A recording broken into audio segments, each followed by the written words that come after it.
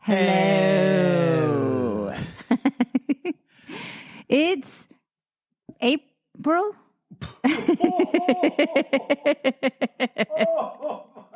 What is it? Is it April? It's our monthly installment. You know what month it is, right? It's April. Okay, yes, good. But I don't. To be fair, I also can't tell you the date. I think it's the 9th, 10th, 8th, 7th, 6th, 8th. Don't go backwards. Is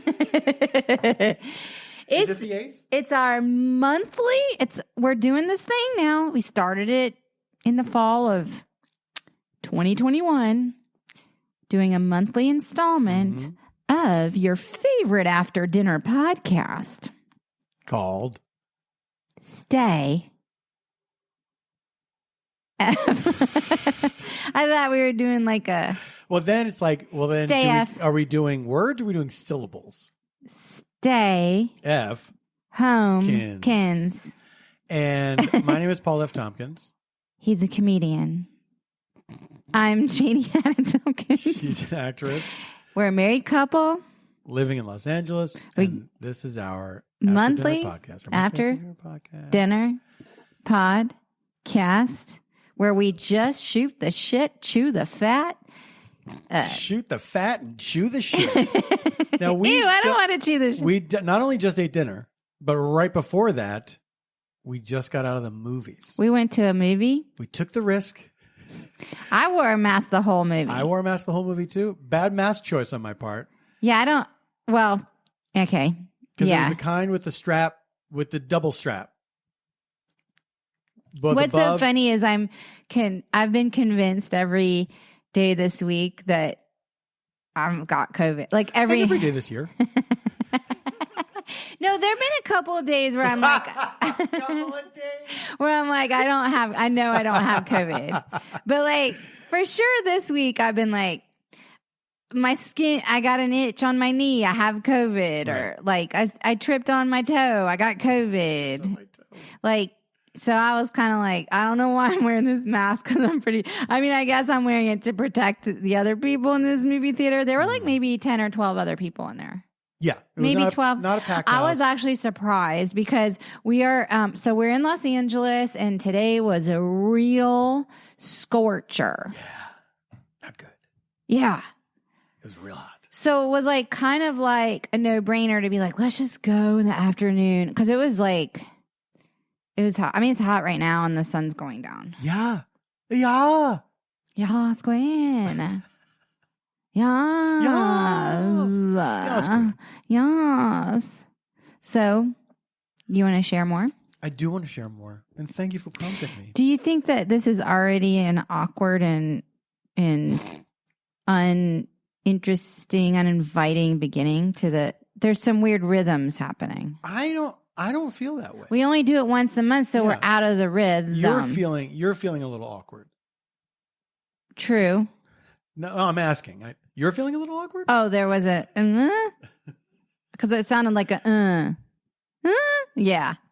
I'm feeling a little awkward, but it's nothing I can't push through, I think. Is it because I've never introduced you to my family? And we've been married for over 10 years? 12 years in a few weeks. That's right. What are we going to do? Where you're going to be traveling, I'm going to be traveling. That's true. You have no right to ask me how I feel. We did just see a movie today. We saw Everything, Everywhere, All at Once. And it was really good. It was wonderful. Fun as hell. Emotional. Funny. Visual. Beautiful visuals. Loved all the performances. I thought it was clever. Yeah, it was. It really was. I was telling Paul when we walked out, I was like... In protest, because none of the actors are wearing masks. Well, first I was saying, I can't wait to walk outside because I want to take this mask off.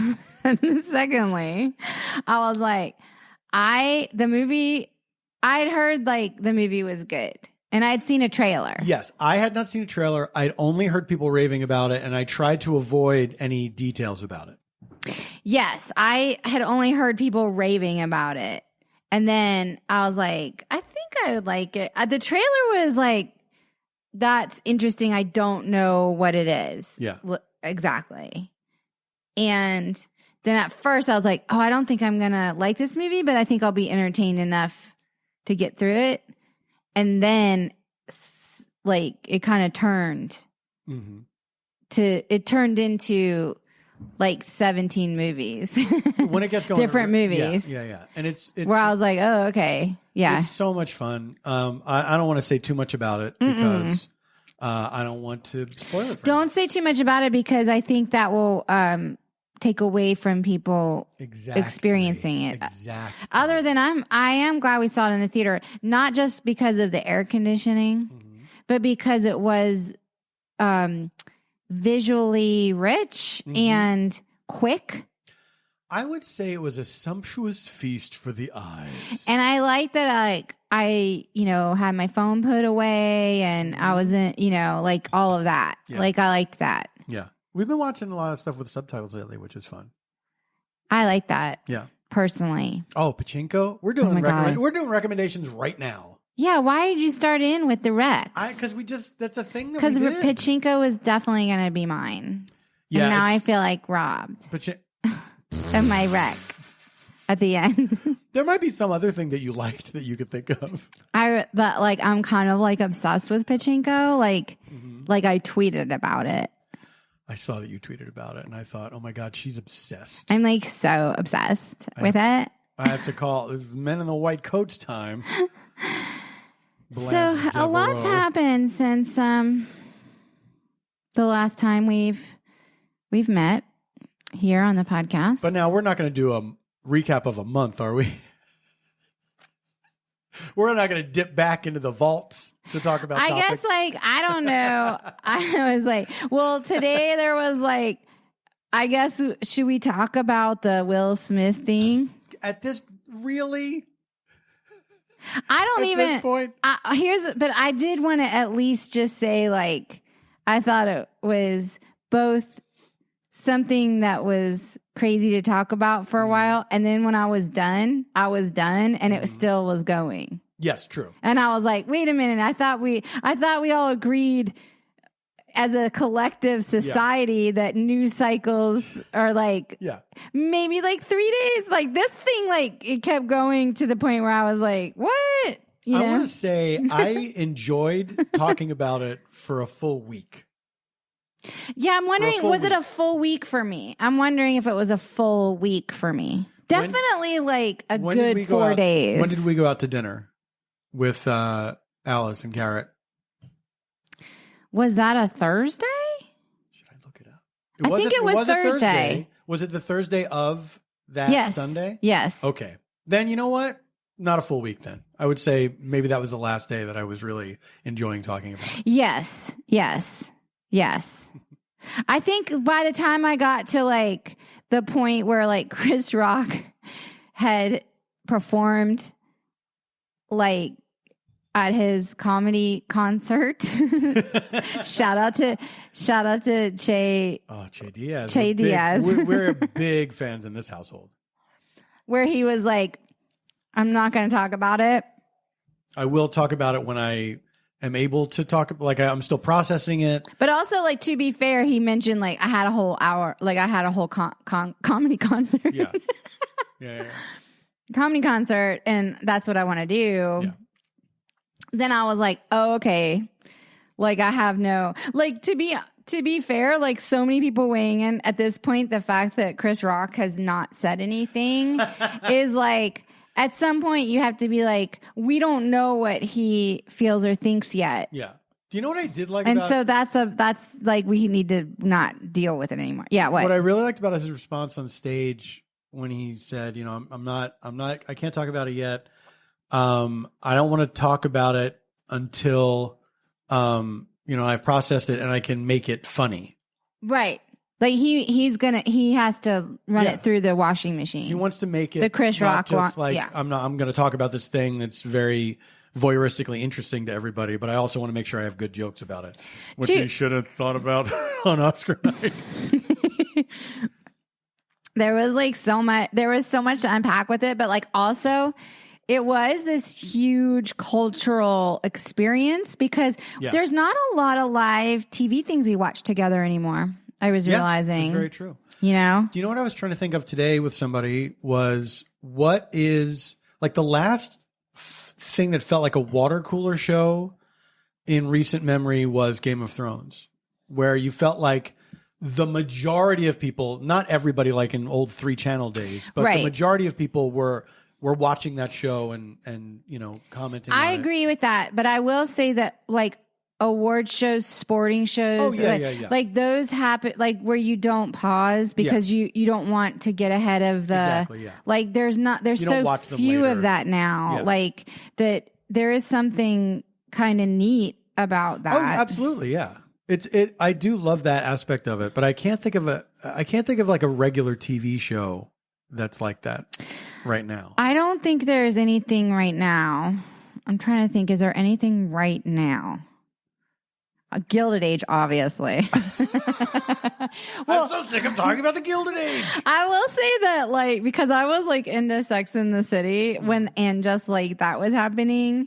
That was something that I was had a lot of discourse. Like as soon as and also if you're a Euphoria fan like I was. That was something you'd watch right away on Sunday nights too, because people would tweet a lot about it. True, but it didn't feel like it had the same like huge spread of audience. No, it doesn't, because it appeals to a lot of like younger, cool people like us. But like younger people, you know, that are like living that world or whatever. They're not just like watching it, like being like, thank God I didn't have kids. Like, this looks terrible. Like, this looks really scary and hard. If you watch Euphoria, it is like sort of like a birth control show. It's like a birth control show. But and it also it's absurd, that show. But the performances are great. It's totally yes. Yeah. And it is done like in a fun visual way. Oh, it's beautiful to look at, absolutely. Yeah. For sure. Yeah. We're big on the visuals lately. Well, I feel like filmmaking, TV making, like now it's almost like there's this bar that has to be reached. Yeah. There's so much shit now. There's so much technology too to like film things like drone stuff and, you know, like drone footage of things. Do you think we'll get to a point where it's all drones shooting movies? No more steady cam. No more locked off cameras. It's going to be just a bunch of I hope drones not making noise. That would suck, actually. Every movie you see sounds like this. That would suck. So what's going on with you? Why don't you tell the listeners how things are in your life? Everything's okay. I had a little bit of a COVID scare when somebody that I worked with, their spouse got COVID, and then a few days later, they got COVID. See, not so nuts that I thought I had COVID all week, right, guys? Well, not so nuts. Because I thought you brought COVID into this house. But I have been testing and stuff for various reasons. Not everybody becomes symptomatic, you know. It's true. But I made it through. So far, we don't know. I'm still waiting on a PCR test from today. Oh, really? Yeah. What's taking so Yes, you fucking know I do. Oh my God! What if you find out you're positive right this minute? That would be a scoop. That would suck. That would be a scoop. Still in progress. What the fuck are they waiting for? I'll check back in the second half of the show. All of like DC has it. You know that? No, I didn't know that. Oh my God! What? I got so much news I can download to you right now. There's so much nut ass news right now. Nut ass news. There's so much nut ass, and I mean like domestic news. I can't talk foreign because it's very there's world atrocities happening, and that's not for us to solve. I mean, you know, like it's horrifying. Let's get into this nut ass news. There's like genocides going on right now, but like I'm talking about the nut ass like home news. Mm-hmm. You know? Yeah, made it home. Home news. So basically, okay, so first of all, there is a piece of good news. Now, this is what I like to hear. And isn't it nice that we hear some good news for a change? And wouldn't the mainstream media be well served to serve us with good news? And also diverse news. I don't like that. No, I think there should be like diverse, because there's some fucking crazy ass news stories no one's talking about right now that I'm kind of obsessed with. Are these nut ass? Total nut ass. Total nut fucking ass. First, the good news. Uh-huh. Justice Ketanji Brown Jackson, first female black woman over the most qualified ever candidate ever. Is she the most ever of qualified? Of the current. Oh, for sure. Yes, yeah. of the currents. She was very well qualified. You've got like Amy Cracker Barrel. Okay. You've got okay. Let's not go through. Okay, so then you've got like so that was a total circus freak show. I mean, it was a circus and a freak show. I watched some of the. I don't know why I did. I love a good hearing. Okay. Yeah. I'm down with C-SPAN. I get it going. Mm-hmm. I got my coffee. I'm 3 hours, behind or whatever over here in the West Coast. Those microphones that they can put in their pocket. There was some freaky ass shit going on with that shit. Anyway, so that happened. She got through and even like a few Republicans voted for her. 3, I believe, in the Senate. The ones that are pro-pedophile, yes, of course. I can't even go down that road. I know. All right. So this leads me to the super spreader event. So they all went to some dinner to pat themselves on the back over it all, which, to be fair, fine. Now, when you say they all went, you're talking about the Dems. The Democrats, yes. The Dems. Mm-hmm. My friends that text me every day asking for money. Yeah. You get to write back stop. That's how that goes. I know I should. You just write back stop. I know I should. But I like the little jolt of annoyance it gives me. I don't. I just write back stop. All right. So they went and they all gave each other fucking Omicron too. Right. Like 10 of them. Yeah. Schiff, our guy. He's our guy. He's our zip code dude. He's our zip code representative. Omicron 2, Pelosi, Merrick Garland, this one and that one, and all of them got it. Pizzacki got it twice, I think, but she's not from that dinner, but she's had it twice. I think her name is pronounced Saki. No, I think it's Pizzacki. Pisaki? Like the Jen cookie Pizzacki. pizza? The what pizza? The cookie pizza at BJ's. What? There's a pizza called Pizzacki? The Pizookie. It's a cookie as big as a pizza.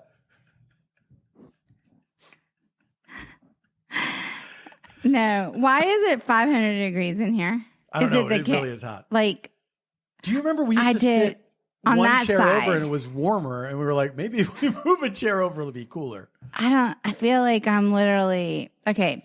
So that's not even, okay. So that's the good news. That's the COVID news, blah, blah, blah, blah, blah, blah. There are two types of blah, news, blah, good blah. and COVID. Here's where I want to drill down. Okay. There's some weird ass shit going on in Washington right now about I hate to say his name, but he was the president. Oh my God. That reminded me. I meant to tell you this and I was saving it all day to tell you on the podcast. Is it what month it is? It's April. Because we settled it. Yeah. It's April. That's settled business. No, I went to the post office today. I had to mail a letter to London. I didn't know how to do it. So I go to the post office and I'm standing online. There's this guy in front of me. This is all going to lead to my news, y'all, because it's about the guy that I'm about to talk about. So this is the best way in to talk about it. And so I'm standing. Just so you know, you're going to hate the story. This is the best way in. So I'm standing there. And there's this guy in front of me at the window, and he's like full of beans. And I'm kind of enjoying him from afar. Yeah. Okay, he's like in his 70s, and he's, like, I need this stamped and this stamp. How much is it? $2 million.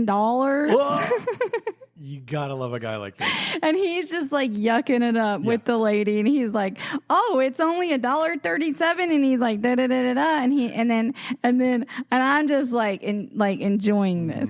And then at the very end, she's like, "Well, honey, do you need anything else today?" And he's like, "Nope, just keep waiting and keep asking for when those Trump stamps are going to come in." Oh, what a twist! What a twist! And I looking behind me, those Trump stamps. And I was like, wait, maybe did anyone else catch this? I think no one's paying attention to anything. They were all totally zoned in the zone. And I was like, wait. And then I was like, well, wait a minute now. Maybe he wasn't like a Trump guy. I don't know. Maybe he's a stamp guy. Let's look at it that way. Because I will say this. This is why I'm leading to the news stories. If you're a stamp guy and those Trump stamps are coming out, you're going to want to get as many of them as you can. And I'll tell you why. Okay. They might not be available much longer. Because he might be going to prison, is what you're thinking? Well, a form of prison. Maybe a Mar-a-Lago ankle bracelet. I'm thinking not a stamp after him, at least. I wonder, were there Nixon stamps? I think there were. Were there? I don't know. I don't know. The stamp game is off the chain. Oh my God! Right now. You know what? Maybe you should. Hey, Cuckoo! Hi. If you are wading into the stamp pool, maybe stay in the shallow end for a bit, so you don't get in over your head. I bought some stamps today, even though. Okay, first of all, I sent my card to my friend in London. By the way, there was a one stamp.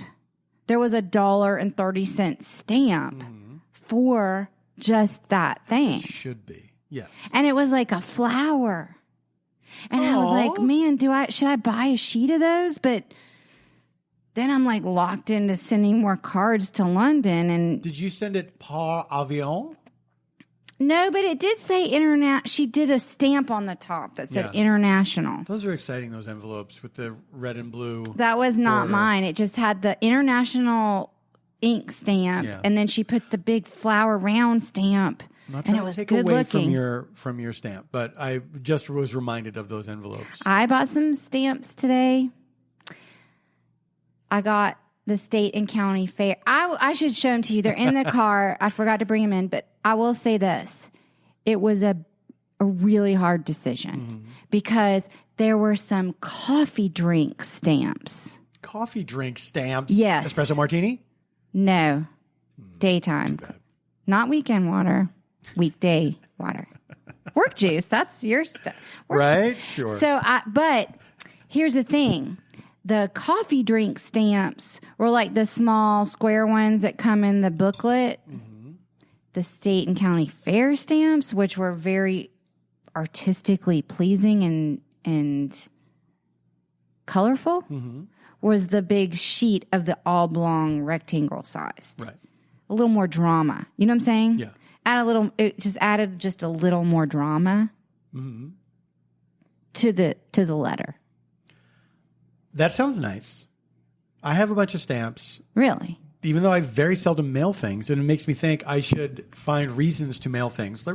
Maybe write letters to people. Well, there is a card shop in our neighborhood now. True. And they're killing it with the card game. But I can't go in there without spending money. I also have nice stationery that I've had forever. Why not use that? Use a nice stamp. I have a sheet of Mr. Rogers stamps that I feel I'm afraid to put them on a thing. I don't want them to run out. Those have got to be an in perpetuity. Those have got to be if you're asking me, they should be for sure. Yeah. Let me ask you this. Yeah, I'm listening. Because when you said Trump stamp, it made me think. Why don't they make tramp stamps? and it's famous tramps. Wait, is the tramp stamp on the tramp stamp? Here's the thing. Wait, would the tramp stamp just be like it's everything. Like a butt. Like the top of a butt? It is like the top of a butt with a bad tattoo on there, right? A faded. Yeah. Faded. Yeah. Faded looking. But it's also like famous hobos. It's like the music group. Oh, the Tramps. Super Tramp. It's every. Oh wait, but Super Tramp. I put Super Tramp in there. It's every. I'm famous, kind of a Super Tramp fan. You every know that. famous tramp you can think of. You know I love Super Tramp. Mae West. Charlie Chaplin, the Little Tramp. The Little Tramp, sure. Tramp stamps. Like all on one sheet. It encompasses the whole sheet. Yeah. But it's like a mural. So when you peel off the rectangle, you might get a corner of Mae West and a corner of somebody's butt tattoo. Here's what I think. Right? I think the stamps themselves are all different images. Ooh, like they're just contained images. And then when you peel them It's all not a giant mural of like, okay, No. They're all their own stamps. Okay. Like it would be like famous historical figures or whatever, like sheet of stamps you would get of various things. Right. Trains. But then when you peel them all off, under the sheet, there is a tramp stamp. What do you do with that? That's the prize. Oh, and you that frame one, it, of course. No, I know what that is. Yeah. This is going to sell so much. It's going to save the Postal Service. Mm-hmm. It's a temporary tattoo. Underneath, you reveal. That's a big tattoo. It's not the whole thing. It's a temporary tattoo that you put on your. Well, you want it to go from hip bone to hip, like a Y, like an angel's wings or some shit, right? I guess that's true. Or some Japanese phrase. That's wrong. I always imagine like when I see like Asian characters written on like some, dumb Guilo. Who? Guilo. Guilo. What does that mean? That's what white people are called in Chinese, I think. Really? I always like imagine it said something like really mundane, and they're like, it means like peace, but like it really means like there has to be a million. Like I'm a dumbass. Yeah, or something, exactly. Like I'm trash. Yeah. I once met a person, a young lady, through a friend. She had a tramp stamp, which is, we all know what a tramp stamp is a location thing. A tramp stamp is, if you don't know and you're not like Gen X and you don't know. Welcome, Zoomers. It is a tattoo located like on your sacrum specifically. Yes. Like right at right at the top of your butt. Yes. In the center. Lower back tattoo. It's always right over your ass. On your sacrum. Yeah. Well, I don't know if everyone knows what a sacrum is. I just learned it just now. Well, you can fucking Google sacrum. Oh, my God. You can fucking Google tramp stamp. Okay, so the two contenders for the title of this episode are Nut-Ass News and Google Tramp Stamp. Wait, I think Nut-Ass News is better. Nut-Ass News is really good. I feel like Google's tramp stamp. Google Tramp Stamp. Wait, okay. So you knew someone that had a tramp stamp. And her tramp stamp was the words, fuck you. Actually, that might be my favorite tramp stamp. And so my friend told me she has a tattoo. Like it was at a party. She's across the room. And he said she has a tattoo that's like above her ass that says "fuck you," and I said, "Oh, I gotta see it." And then I didn't even ask. The guy was like, "Hey, Stacy," or whatever her name was. Show him your tramp stamp. Show him your tramp stamp. She happily did. Wait, I just had an idea. I think a funny, ironic tattoo would be a tramp stamp that just said the word Trump stamp. Wait, I got it. Tramp stump. Tramp stump. Never mind. What? Do you want to know the Nut-Ass News or not? I did not mean for us to get sidelined. I would like to know the nut. Yes, I would like to know the Nut-Ass News. Okay, the Nut-Ass News is, okay, so the reason why I think you got to is fucking buy up those Trump stamps. Tramp stump. Tramp stumps. Tramp stumps. Is because the fucking FBI, Mm-hmm. is investigating him Right. for stealing a bunch of top secret documents, which he could have declassified before he left the White House, but he didn't fucking bother. He just took them to Mar-a-Lago, and he's got like boxes of fucking state secrets sitting there, and they're like looking in it. Okay, Christ. that's one of my news stories. One of the news stories I like. Second news story that broke since we last met. This better be nut ass. This is nut ass. This is nut ass. So It sounds so filthy. So basically, supposedly, Merrick Garland, he's our attorney general. Yeah. He goes after like people who commit crimes. That's the idea. He said he's like investigating, Trump. He basically said he's investigating Trump for the coup, the insurrection. January 6th. Yeah. Although everyone's like, he's not doing it. And he's like, no, I'm doing it. Or whatever. He's like, when you go after like a sitting president, it takes a long time. The Washington Post found out that for 7.5 hours during the Capitol 6 riot, 7.5 hours,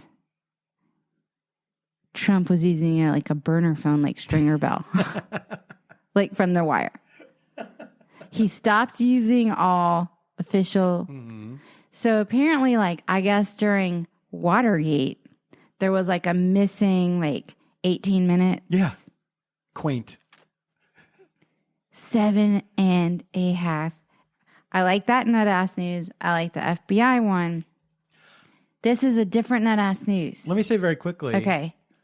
I have a third nut ass news. Post office. I don't know who decides who gets to be put on stamps. It's got to be the fucking post office. If the post office themselves, if they decide, there's not going to be any Trump stamps. No, there's got to be a secondary situation, like a panel. You know what I'm saying? Like, sure. But I don't think anybody. Like the Academy. But I think the post office is not going to make a stamp of the guy who tried to destroy the post office. Now that would be interesting. My third nut ass news deals with the post office. Great segue. Let's hear this now. Okay, so this nut ass news, I cannot fucking believe this one did not get the attention. But there's a lot going on in the world. It was only covered in the nut ass media. It was like, yes, it was like NAN.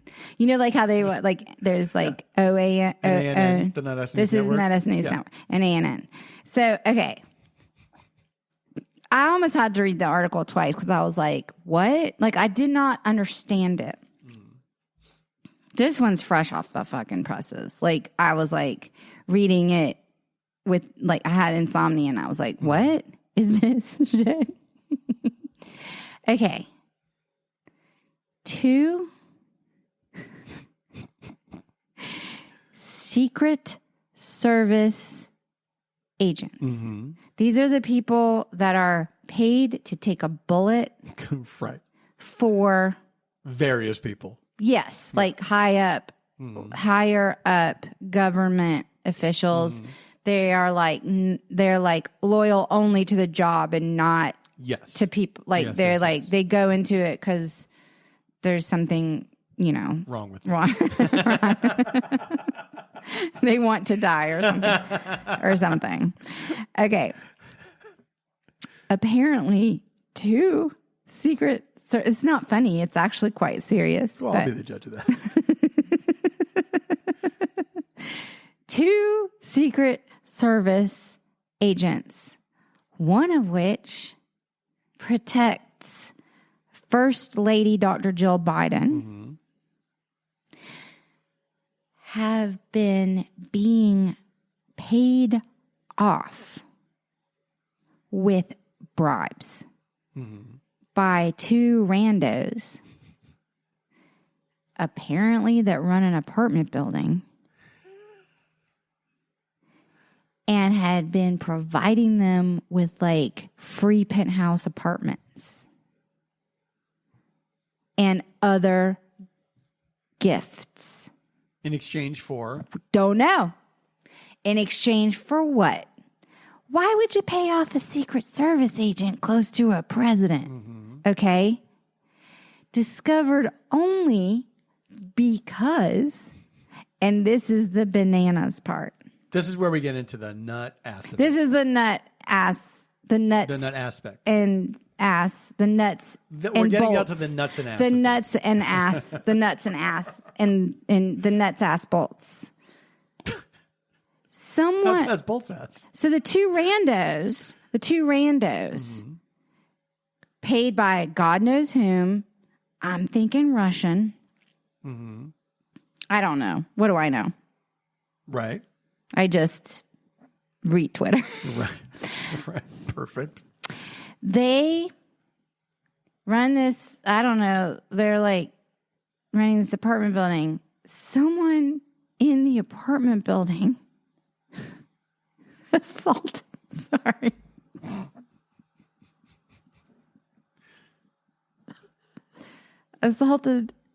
a postal worker.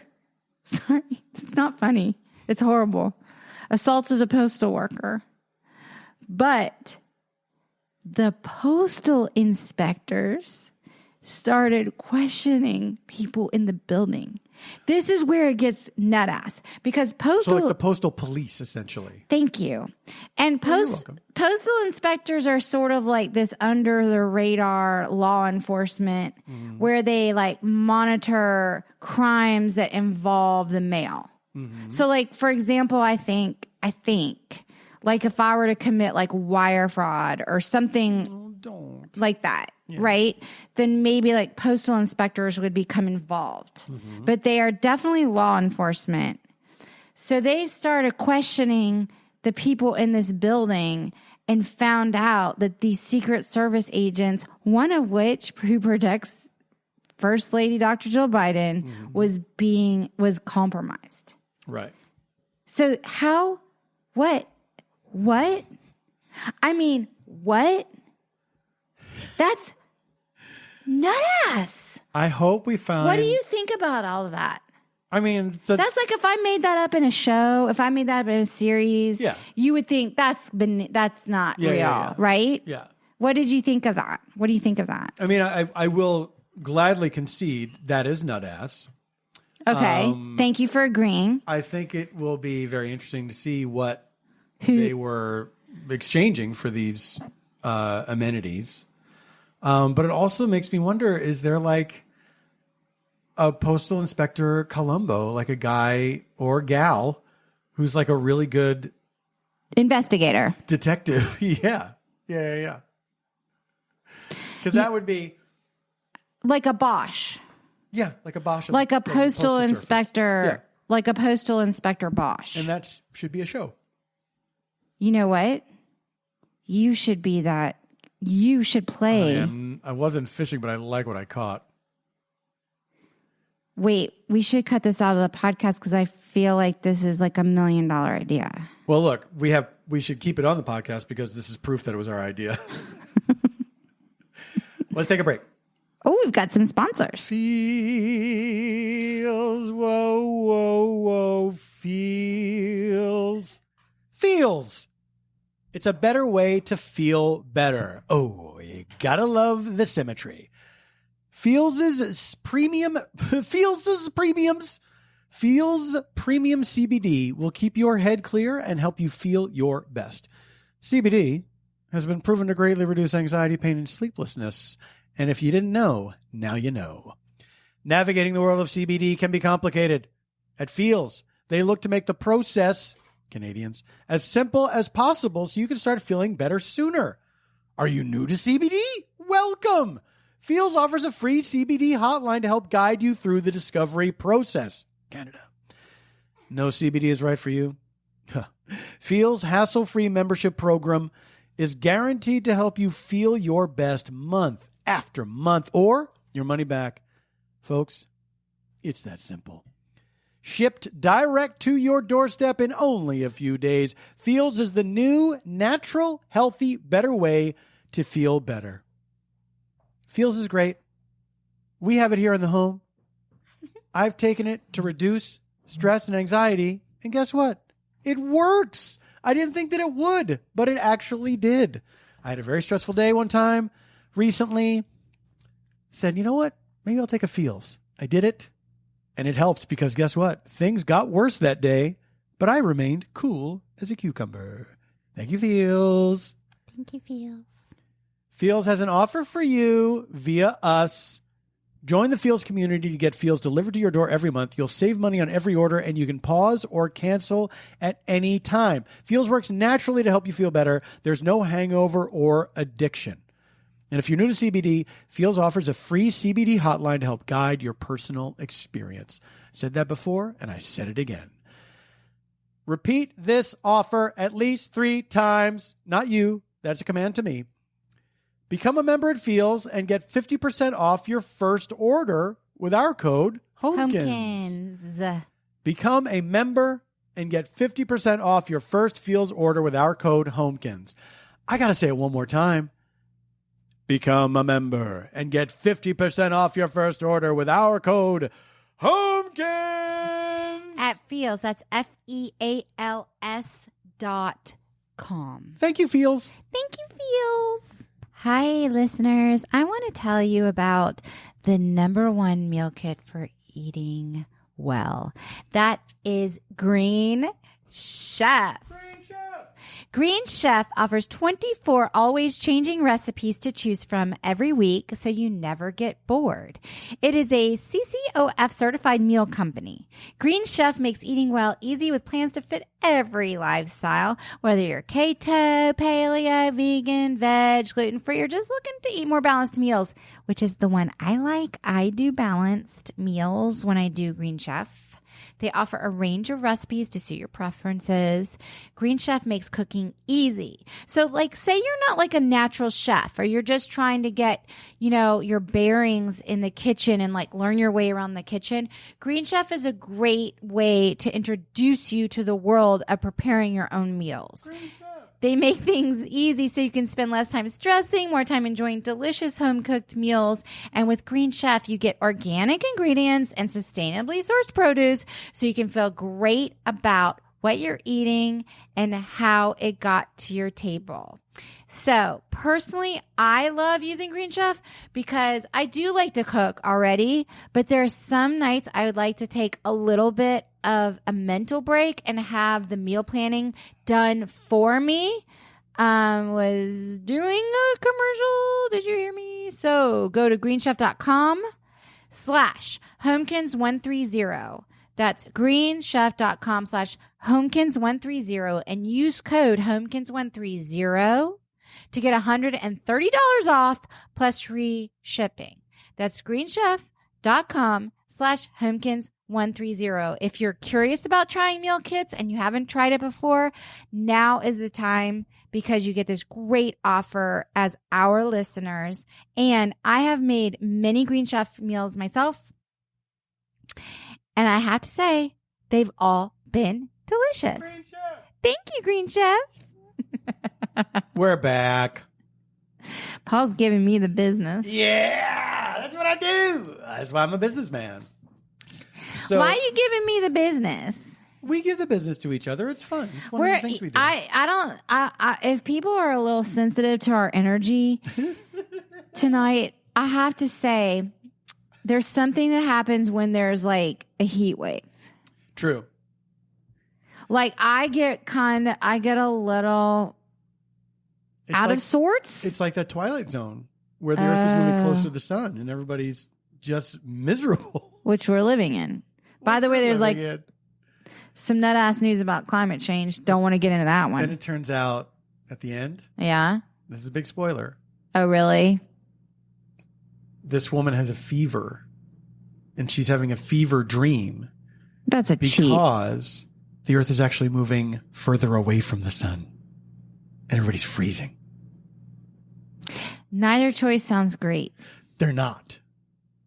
Neither good. Agreed. Not but then into them. You can't make one about where the Earth stays just where it is. That's a good point, I guess. That would be like King of Queens.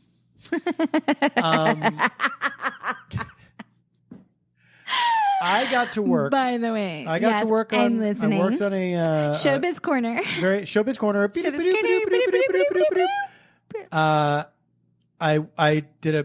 in the midst of doing a very small role in this comedy film.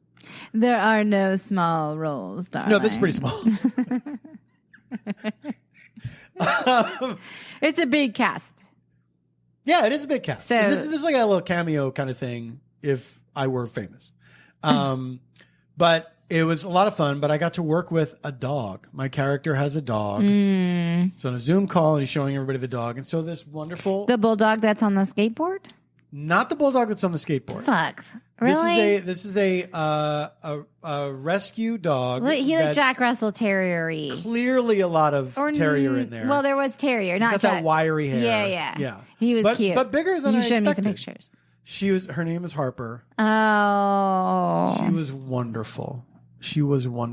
I got to pet her like for an hour. She was just like a chill and calm little dog. Yeah, she was. I love that. These dogs, of course, actor dogs. Right. Divas. Their motivation is treats. And so they're getting treats. That's what humans' motivations are too. Yes. The treat of a paycheck. The and treat having insurance. And crafty. I like crafty. I like crafty too, but it's not like somebody's not saying, hey, if you do this, you can go get sun chips. They probably did in the 80s, but with cocaine. Probably. So the dog is constantly looking at, it's hard to establish any kind of connection with an actor dog. Right, because the trainer is the connection. They are looking at the trainer all the time. And I thought like at one point it crossed my head, like I was trying to get the dog to sit on my lap, and she wouldn't sit for me. She would only sit for the trainer. If the trainer said sit, she would sit. Because the trainer signals to the dog that the dog is working. The trainer is like, you're working. See, this is what I thought too. Okay. But then I also realized, no, this dog is thinking, sometimes when I do the things, I get a treat. Oh, so the dog is essentially like thinking like, I might get another command that'll get like... Yes. Oh, I see. Yes. I know that the more commands I obey, the more treats I unlock. Right. So it's going to stare at the trainer the whole fucking time. Yes. It is always looking at the trainer. If the trainer says anything, the dog is like, is this a treat opportunity? And guess what? 9 times out of 10, it is. On a work day? Yeah, exactly. So what did they want the dog to do? The dog really just had to sit with me. And then at one point, I stand up, let the dog down on the floor, and the dog has to paw at the door. I let the dog out. Okay. And did the dog do all the things it was told to do like that? The dog did everything that it was told to do. And does the dog get any camera time? Like, do you get to hold the dog up or anything? Oh, yeah. Absolutely. And what is your character's relationship to this dog? Like, I'm the owner of the dog. But are you like Well, is your character? My character loves the dog. So does your character love anyone else or just the dog? Unclear. My character is not in the film enough to know his loves and desires. We do know that he loves this dog. Okay. Maybe you still have a couple of days left on the film. Maybe I have 1 day left. But see, maybe this is when you go to the director. Like you go on Monday and you're like, you're like, hey, so I've been thinking about my character's relationship to his dog, and I really think there should, we should have there should be a scene where we establish, that this dog is the most important person in my life for an emotional punch. Feel like that pack an emotional punch. I feel like that's kind of been established. Okay. I also don't think anyone watching this movie is going to be concerned with my character delivering emotional punches. But I like the idea of it, sort of like a Jared Leto, sort of like Jared. Here's what I heard about this guy. Jared Leto? Yes. That this movie, Morbius, the living What is vampire, that? I don't even know what that is. Everyone's talking about it. It's one of those Marvel movies that's not a Marvel movie because I think it was put out by Sony. Sony owns some of the Marvel stuff. Mm-hmm. I forget where all the legality is right now. Okay. But there's still things like the X-Men and things like that are Sony properties. So it was a big deal when... So there's legal stuff going on. Yeah. Okay. That's why they kept rebooting Spider-Man and having a new Spider-Man every time because Sony didn't... Otherwise, the rights would lapse. Spider-Man. I say that because super ego. Keep going. Sure. Spider-Man 2? Spider-Man 2. Y'all seen Spider-Man 2? Spider-Man. So Morbius, the living vampire. Oh, it's a vampire. Yes. But he's a living vampire. He never died. Okay. He needs blood. So there's really no difference. Well, but he never died. So he's not undead. He has just changed himself into... He's like a scientist that has changed himself into somebody who needs other blood to live. That's why he's the living vampire. Dead vampires also need other... Yes, but they are dead. So do you see what I'm saying? I don't get it. That's why he is the living vampire. No, I understand the words that you're saying. Okay. It feels like you don't. What makes him psychologically different? Oh, psychologically different. Than a vampire if his raison d'etre is to suck your blood. Because I don't think that he is just going out and hunting human beings. I think he's figuring out other ways of obtaining blood. Legal ways. He's not killing. He doesn't want to go. He doesn't want to go to jail legally. Which most vampires, they don't give a shit. Because they're dead and they're I can get out of here. I can fly. I can turn myself into a bat and I can go through the ductwork. Yes. So it doesn't matter. No jail can hold me. I'm a vampire. So, but because he can't turn into a bat, he could ostensibly go to jail. He could go to jail. I think he can also walk around in the daytime. Fun. I'm not sure. He has more. He can go to the mall. I'm not sure he can go to the mall. Because if he goes to Americana, it's an outdoor mall. This is the biggest difference between living and dead vampires. Okay.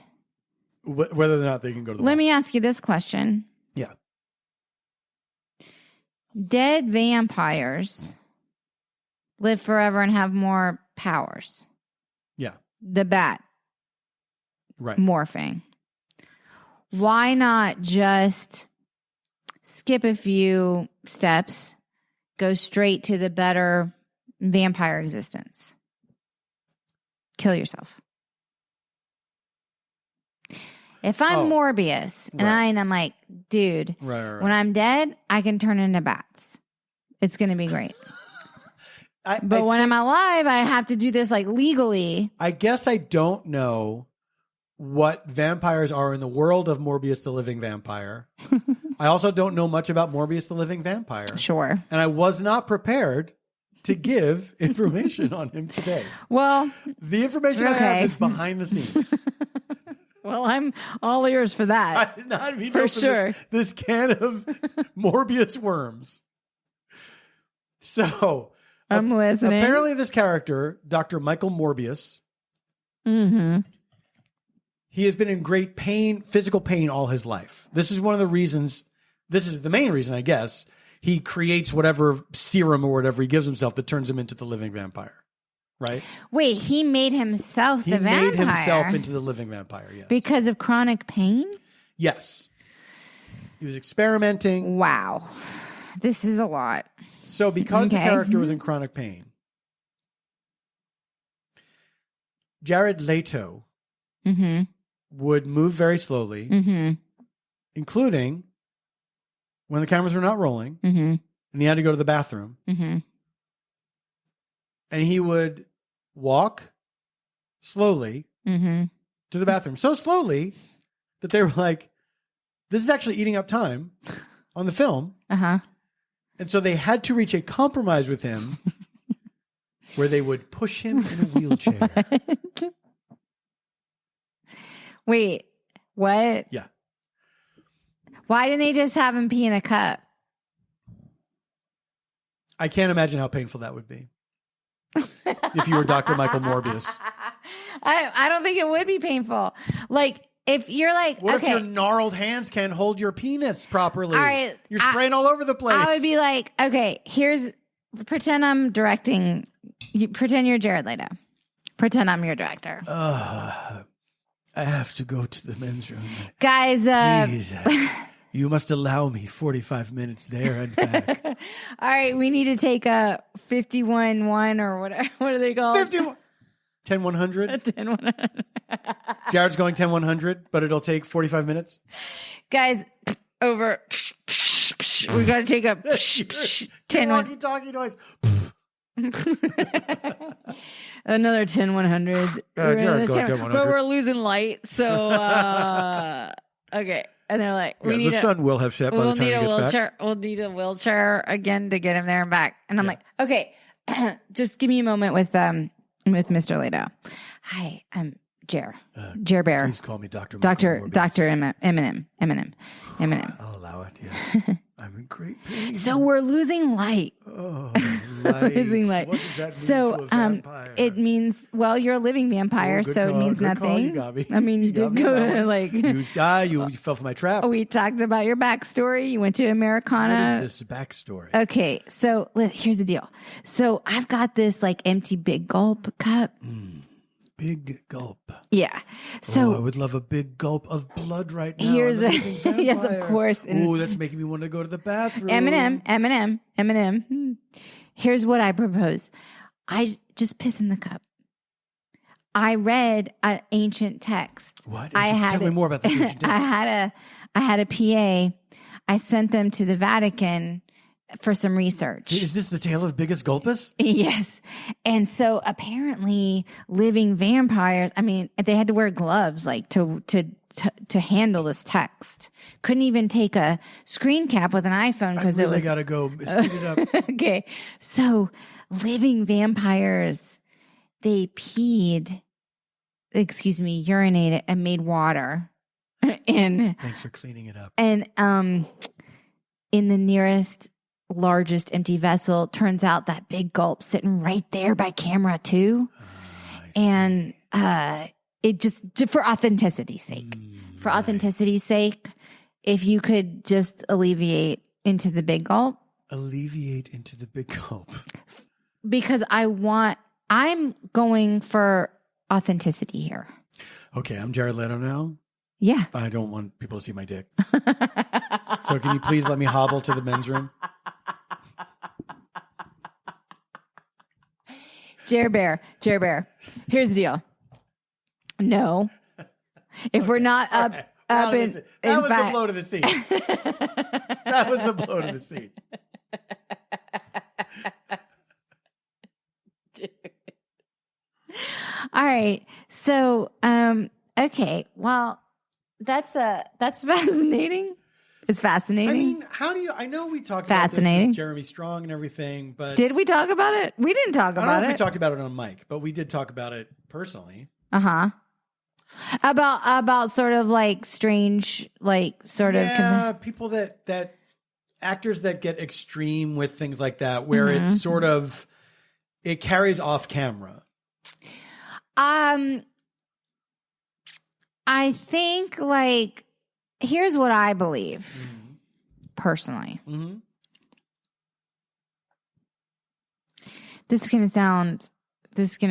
I do believe like if you need to assert yourself as a performer to help you get to a certain space, that's one thing. But if you're so bad at it that you need to fuck it all up that's another thing. Fuck it all up, meaning the production? Meaning like make other people. Well, that's the thing. Like bring other people into the. Because when the Jeremy Strong thing came out. But Jeremy Strong does deliver good performances. But my question about. I will say this. Mm-hmm. I would be curious as an experiment to see Jeremy Strong as an experiment. Like if he allowed me like an experiment and I'm like, Jeremy, I want to direct you in 2 different scenes and I'd like to see you with your process in this scene and I would like to see you try my process in this other scene. If there is much this difference. Is what it comes down to. I'm curious. Because when the Jeremy Strong thing happened, I had a brief interaction with somebody online where this person was saying, hey, as long as it doesn't harm the production, you have to respect the person's process. Okay. And fair point. My 2 feelings about that are fair point. Number 1, it often, just because it doesn't derail the project doesn't mean it doesn't harm it and it doesn't disrupt it. And the people on the crew, the other actors, they're not there to serve the actor. Everybody's job is equally important. I agree. And we have this thing in showbiz where it's above the line and below the line. And the idea is that we have to take care of these people and pamper them and blah, blah, blah. Meanwhile, the crew is on their feet all day, and it's like, and boom operators have to hold their arm. I mean, and everybody's there. It's physical. Everybody's there to work on the same thing. And my feeling is nobody's job is so much more important than everybody else's that they get to behave that way. Number 1, here's my other thing. Okay. In terms of, hey, whatever it takes him to deliver that performance, if that's his process, blah, blah, blah, blah, blah. We're taking their word for it that they need to do this. But here's the thing. They're just saying that they do. And we have to say, okay, I'm not going to call you a liar. You know what I mean? Well, that's what I'm saying. Like, experimentally, I would like to work with Jeremy Strong on 2 different scenes because I do believe... Okay, here's the thing. I'm an actor, so I'm being a little like devil's advocate for 5 seconds. Sure. I do believe there are moments where everyone needs to kind of like be brought in if there's something delicate happening. This is a delicate scene and a tender scene. But I don't think everything should be just like, I need to do this take 15 times, when like it's just like exhausting the whole deal. So I believe and same goes for directors.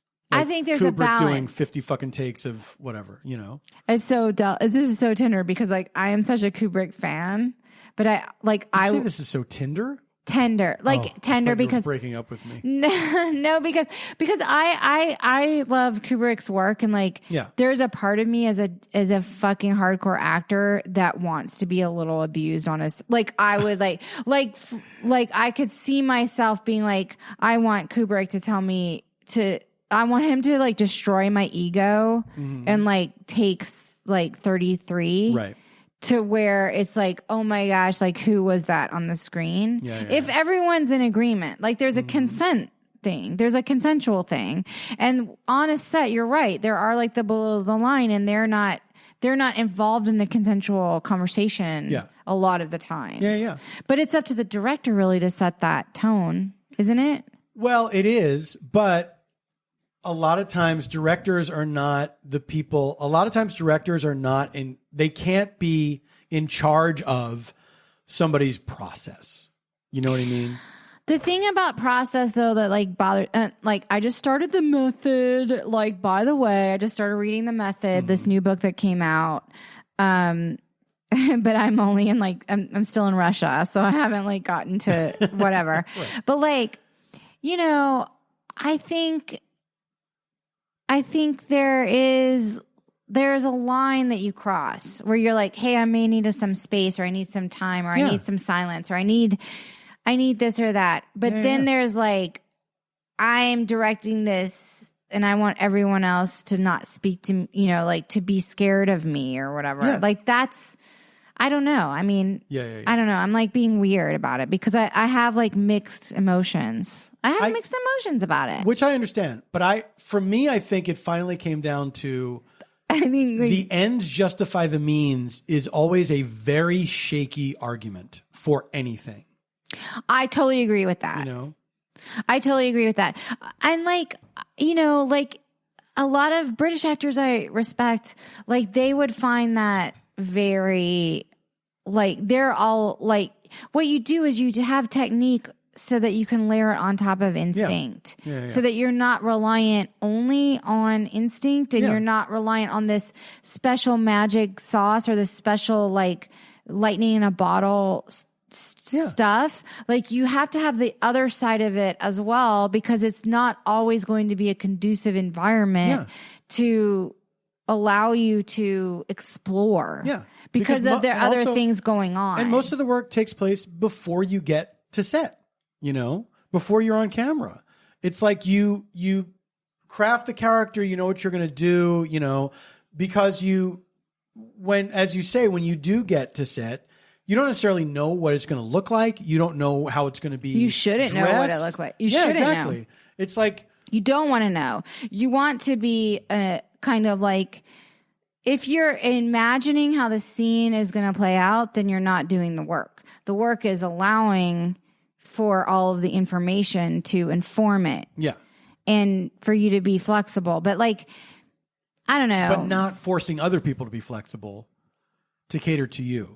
Right, because everyone's job as an actor in that situation. The Succession thing was so interesting to me because I didn't read the full article. I will admit, I only saw like the sound bites, and then I'm a big fan of Succession. It's so funny that at the beginning of the episode, I was like, "Are we going to talk about the slap?" And now I dragged us into talking about.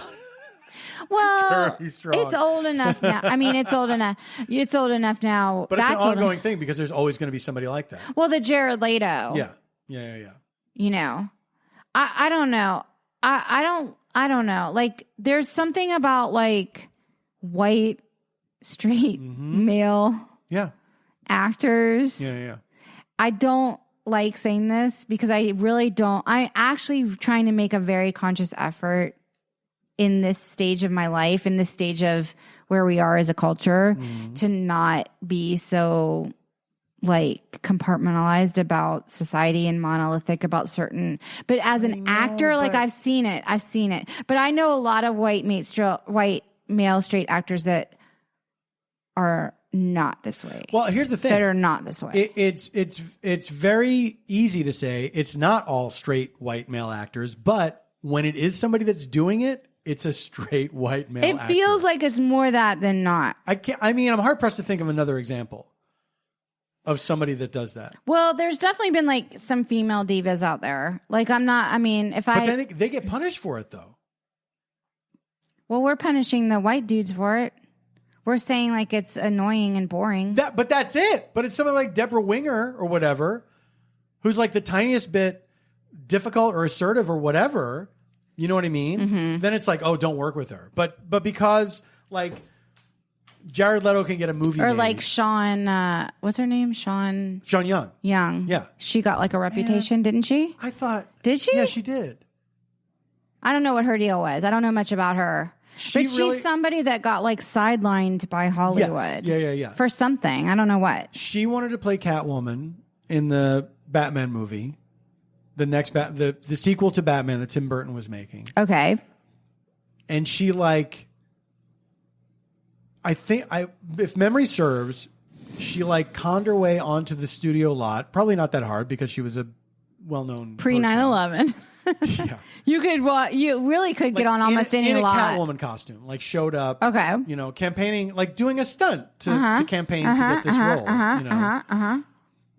And people were saying she was crazy and all this stuff. And she was kind of like a dude would do it and they'd be like, oh my God. He showed so much fortitude. She was relentlessly mocked and made fun of, and her career was never the same after that. That's weird. Whether or not she was. I don't know what her deal. I mean, I don't know her. I don't know. But I mean, when you think about the male actors that you know, how unpleasant could she ever have been that would warrant, like, okay, we're not going to work with her or whatever. She's damaged goods. I don't know, because Hollywood is such a strange landscape to me. Right, girlfriend. Like, there are so many, like, people have so many different experiences of it. Like, it's not, now I guess we're kind of probably like toward like our recommendation period, but I did just read Bob Odenkirk's memoir, and I found it very interesting, his sort of journey in Hollywood, and kind of like, well, like I'm like a little scared of him anyway, because like you always laugh at me about that, but he's like he's alpha. Yeah. He's so alpha male, and I'm like a little scared of alpha people just in general, because I don't speak that language. I don't understand it. I know it's not always like a threatening thing, and like it's like whatever person's survival mechanism to get through the world. That's not been mine. So it's very opposite. I would say, like, to soften a little bit, Bob is type A. You know what I mean? Like, I don't think in all situations he's in like some kind of like, I have to be in control here. You know, like, I'm sure on the set of Better Call Saul, he's like very much. Really? Because I did that one tiny little nothing part, which I love doing with Bob and David. That's a different story. And he that was ran his thing. That was his thing, though. Do you know what I mean? And he wasn't directing that episode. I know, yeah. But television is a producer's medium. And I'm sure, like, from working on Breaking Bad and Better Call Saul, he's collaborative. He is not like, this is the way it has to be. You know what I mean? And I gotta say, like, I just rewatched Breaking Bad, and I'm now rewatching Better Call Saul in anticipation of the to get ready for the final season of Better Call Saul, which I can't wait. I mean, it's gonna be so good. And as much as I enjoyed Bob on both of these shows, it was always kind of hard for me because I saw Bob. You know what I mean? Well, you've known him. Yeah. And to our listeners, Paul has a history with Bob Odenkirk. Bob gave me my first big job show business in job. showbiz. Yeah. Years ago, like in the 90s. Yeah. But rewatching it now. That's why I think he's scary too. Rewatching it now, I just see his acting and the character, and I'm really glad that I rewatched it, because I am so much more appreciative now of the work that he has done on the show. Yes. And it's been terrific. Such a great experience. The book is really fun. The book, if you're a comedy fan in any way, shape, or form, I actually recommend the book, because he comes out of like the Chicago world. Of like that Second City improv, like that whole situation, which I don't understand a lot of, but like he was just a real student of comedy. Like that was his whole thing, is that he wanted to achieve this sort of nirvana with comedy, and like kind of like sought it out and had like a very single-minded path with it. And that allowed the drama stuff to fall in his lap a little bit, which I think is kind of a funny, like, showbiz trajectory, to be honest. Like, in a way, it's a fun lesson of like, just follow your bliss a little bit, and like see what happens, like see where things shake out a little bit. But I don't know why I started down that road of like men and like Hollywood, and like everybody's journey is so different. Like you could be someone like that's very single-minded, and you just keep like at it and things happen for you. But then if you're like someone like, I guess, like Sean Young, like you're considered nuts. I don't get it. Whatever. Like, it's like weird. It just depends on who you encounter too, also in this industry. Yeah. But I mean, don't you agree? When dudes do something like Sean Young did, I mean, you know this. It's like, it's celebrated as like, oh my God, this is the lengths he went to or whatever. Innovative. Yeah. What I love about that Sean Young thing was like it was such like an old fashioned Hollywood kind of stunt. You know what I mean? And it's also like it's kind of like balls to the wall a little bit. Like absolutely. I wouldn't have the courage to do something like that. Probably it was fun. You know what I mean? That was like a fun thing. Who was Catwoman? Michelle Pfeiffer.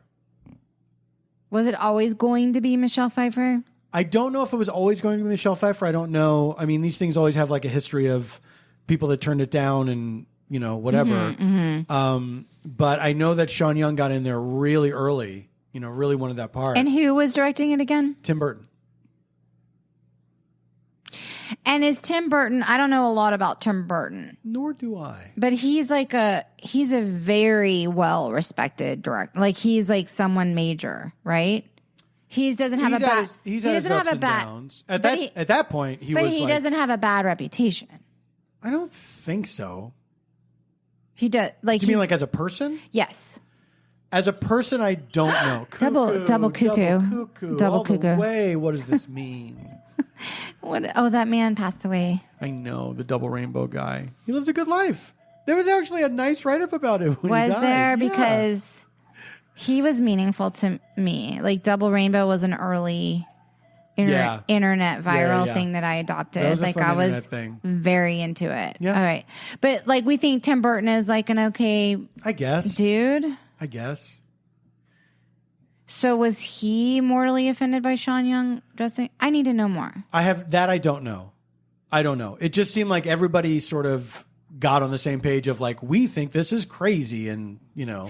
So I have a confession to make. Oh my God, 11th hour confession. Because I read like a lot of memoirs, like Hollywood, blah, blah, blah. Yeah. I think I would have thrived in the studio system. I know what you mean. I think that sometimes too. That you would have or that I would have? Both of us. Yeah. That if it was like that, yeah. But from everything that I can, like, if you read any like Hollywood memoir about it, like even like the Sally Field, by the way, I highly recommend the Sally Field memoir. It's emotionally brutal. It's very well written. It's incredibly introspective.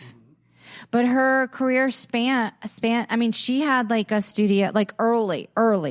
Yeah. Which is wild to think about. She was like the tail end of the studio system when she was a kid. Yeah. Yes.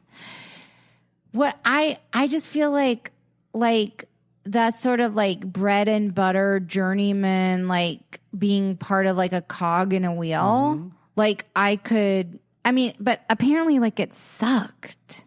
It sounds like it was horrible. Like by everything that I've read. Why is this freelance bullshit better though?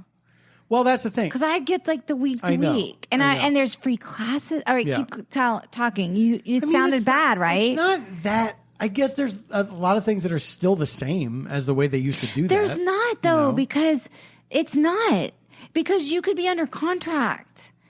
And you could just like have bit parts and you would go to a job every day and there were classes and there was a community and there was theater. Like if you listen to that Lucille Ball podcast, like there was a fucking theater on the lot and they would like put shows up, but you would be like, I know you weren't making like a ton of money. But also, like, I don't know if that's like pre-unions and stuff. Like, when were the unions? That I don't know. But I thought the studio system, I thought, was like the idea was we're going to groom stars. We're going to try to build stars. We have a stable of actors. We'll put them in these various things and try to make them catch on. Yes. But I feel like in the studio system, I would have been. Oh, you would have been you would have been the comedy, like. Oh, I would dream. Have been, I would have been like in every movie as the guy who's like, now see here. What is the meaning of this? No, I think you would have had like a more comedic like trajectory. Well, no, that is that I'm saying that's the guy. Like there would have been like movies like I'm like about the outraged like hotel manager or whatever. No, I think you would have been like that guy. It would have been like Paul F. Tompkins as as like you would have had like Comedy Bang Bang, like that would have been your Comedy Bang Bang. No, I would have been like the guy like if it's like a Cary Grant movie or whatever. I think I would have been the sweet. What I think I would have been would have been like the wholesome wife that the like a Donna Reed. Yeah, and the sultry, trampy woman would be like coming after my man, and he would have like fallen for her, and I would have been like, I can't believe that you did this. You know, like I think I would have been the scorned, but not the femme. You don't think you would have gotten your own tramp stamp? No, I don't think the great Hollywood tramps. I think I would have been more in the Donna Reed camp and less in the Violet Bit. Joan Crawford kind of like not. Okay. Yeah. And I think you would have been like a star comedic. You would have been in every comedy the studio put forth. Honey, that's very sweet of you to say. All I know is that the idea of being an actor and not waiting tables and getting a paycheck from a studio and having a place to go and the commissary and like friends and like every day you would go there and you would be like, I'm working on this picture right now and I'm working on this crazy picture, and you might show up at the commissary with your weird outfit or whatever, and like to me that just, I have a romanticized view of it. I know. And all I've ever read was like, I was in hell. Yeah, I know. But that's the thing. I mean, it works that it does sound appealing. Like that's how the studio laid it out. Was like, this is what your life will be. And it does sound appealing. Guess but then what? obviously there was better a lot than this life. Well, of like fucking auditioning for free all the time. I really bet it's like an apples and oranges kind of thing. You know what I mean? I bet. Anyway, we don't have time to get into it. I'm curious about it. I'm curious about it too. Someone please. Hey, if you're an old person that went through the studio system, we'd love to hear from you. Give us a call. We have an email address. It's stayfhomekins@gmail.com. Yes, we do still read them. I know it seems like it's been a slower slog. We are on Instagram @stayofhomekins. We are on Twitter @stayofhomekins. We're a little bit like slower back on the situation, but also we probably have COVID right now. We don't know. We don't have it. We're still here. Paul got a second booster, by the way. It's true. I got my twoster. Some people are confused about it, and I admit I am as well. I'm clearly years away from being eligible according to the CDC guidelines. I got my results. Please be negative. The results are in, and I am negative. I didn't like this little game that you If I were positive, would I be doing a bit like that? You looked at me weird. I was trying to do a Maury. All right. Hey, everybody. Thank you for listening. We love you. We are still here. We still love you. And I'm we're glad sorry. You're still there. Sorry, it's once a month. It's because Paul's got Freedom and he's got shows he's doing at Dynasty. You have a life too. Come on. What I'm saying, they can dip into your... Oh, I see what you're saying. I thought you were blaming me for it being once a month. Well, no, I'm just saying you're available. And are you going to Austin at the end of the month? The Moon Tower. Moon Tower? The Moon Tower, just I'm for laughs. being followed by a moon tower. Moon Tower, Moon Tower. Mark Evan Jackson and I will be doing our two gentleman improv show, Mr. Jackson and Mr. Tompkins, where we put on tuxedos and do a two-man show. That's going to be good. If you're in Austin, you should check that out. That will be in Austin at the Paramount Theater as part of the Moon Tower Festival. April 20th and 21st. Tickets are available at paulftompkins.com/live. I'm very much looking forward to that. I haven't been to Austin in a while. I'm looking forward to going back. You just recently did a show with Lauren Lapkus at Dynasty Typewriter, and it's available online, correct? That's right. We did a live stream show for no live audience. It was just the two of us in the theater. We had roving cameras following us around. We went all over the theater and did scenes. I love that you guys did that. It was so much fun, and that is archived now at dynastytypewriter.com. And in May, we're going to have another Stay of Homekins before this. Yeah. However, May 29th, Sunday of Memorial Day weekend. That's right, May 29th. 2 Varietopia shows 5:30 p.m., 8:30 p.m. at Lodge Room in Highland Park. Yes. If you happen to be in Los Angeles at the end of May, Memorial Day weekend, there are still tickets available, believe it or not. And 5:30. I gotta say, man, the Varietopia. 5:30 show, I think it's a great idea. You show up to a show, you get out, go have dinner. Well, they're also at Lodge Room. There is like an adjacent restaurant, but restaurant bar. Yeah, I think it's, but also just Highland Park. Or have dinner beforehand. Go to the 8:30 show. But if you have work Monday morning, it's perfect. Exactly. And those shows, it's not like a super late night. And those Varietopia shows that you do are available on Vimeo. You have a Vimeo channel. Yes, Paul F. Tompkins on Vimeo. Past shows are archived, and if you can't make it to this one on May 29th, that will be archived as well. Yes, but you got a lot going on, and you have your Freedom, obviously, and Freedom, of course, which is a podcast. Yes. I haven't even listened to it, but I just recorded a podcast with an 11-year-old. I believe it's called Little T's Big Interviews. With Tess, Little T's Big Interviews. It just went up this week. I did the interview with she was very professional. She was very professional. Other than that, I don't think I'm on any other podcasts. Speaking of Bob Odenkirk, I'm on an audio series that you can get via podcast. On Audible. That he produced with his son, Nate. Yes. Nate Odenkirk, who wrote this thing. I play a part in it. It's a really funny and very silly series. It's called Summer in Argyle. Summer in Argyle. Music by Eben Schletter. My cousin Annie, shout out to cousin Annie, was going to her new job as an assistant to a literary manager on Sunset Boulevard, and she saw 2 huge billboards for Summer in Argyle on shocking. Audible. I had no idea. She took a photo and sent us. The artwork for the show is really cool. Yeah, it's great. And have you listened to Summer in Argyle yet? I have not listened to it yet. I just got all the episodes. I just downloaded all the episodes. Oh, I'd like to listen. Yeah. How many episodes? I think it's 6. Are you in all 6? I don't know. That's a good question. I don't know. I am throughout the series, so maybe, but I can't. Oh my say God, for sure. There's so much content we're plugging right now. It's got to be annoying. It's got to be annoying. Folks, we're done. We're done here. We'll see you next month. Until then, stay safe, stay sane, and stay strong.